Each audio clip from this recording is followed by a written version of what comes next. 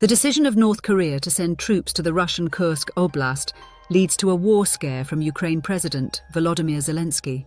On October 31st, President Zelensky spoke in an interview with South Korean public broadcaster KBS, cautioning the South Korean people about the destabilizing decision of North Korea to send troops to Russia, which could potentially affect Asia and the Korean Peninsula. There is some truth in what President Zelensky stated, but he also chided Asian nations in what could be considered dangerous rhetoric of expanding the war into Asia. President Zelensky's appearance on KBS is understandable after it became apparent that North Korea is sending combat troops to Russia in what is expected to lead to their entry into the Ukraine war. Following his usual strategy, the president emphasizes Russia's threat, contextualizes it to the region or country he is addressing, and then forges a shared cause with that country to secure support for Ukraine. It is not surprising, given Ukraine's need for arms and military support, that President Zelensky is resorting to such campaigns to secure the necessary support.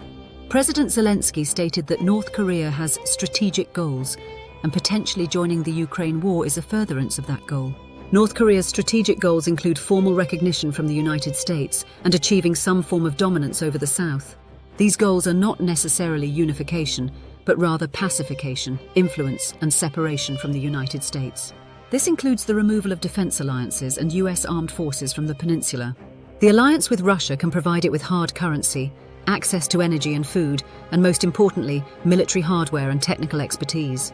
The North Koreans give the Russians what they need, and the Russians help North Korea move closer to its strategic goals. When Russia threatened the West with retaliation for expanding its aid to Ukraine and crossing red lines, this is one of the retaliations. As Russia has helped destabilize Asia by the actions to create a mutually beneficial alliance between Russia and North Korea. President Zelensky correctly noted that China has remained silent on the issue, with the exception of its foreign ministry, reiterating China's position to seek a peaceful resolution of the conflict. However, unable to evade the question, he did state that the issue of North Korean troops in Russia is a matter between two sovereign states. He stated that China consistently promotes the need for stability in the region, and that a move by North Korea to send troops would have a destabilizing impact on it. This is accurate, as Russia's assistance to North Korea in achieving its strategic objectives could lead to tensions on the Korean Peninsula. President Zelensky should also be aware that China will exercise caution and refrain from publicly criticizing the decision between Russia and North Korea unless it directly benefits China, which it does not in this case. Ukraine should not necessarily interpret China's silence as approval or even acceptance, as this development creates a security situation inside in what is considered its sphere of influence. Therefore, President Zelensky is correct in the strategic goals aspect of his argument, as it aids in identifying a common enemy and now endeavours to establish a shared cause. The president seems to lack a comprehensive understanding of South Korea's global position, given its proximity to Russia, China, and North Korea. South Korea aims to avoid provoking China and Russia, as this could give them the confidence to take action against South Korea. An example is that South Korea signed a partnership agreement with NATO, but kept the specifics classified, unlike Japan, which signed a similar agreement so as not to antagonize two military powers.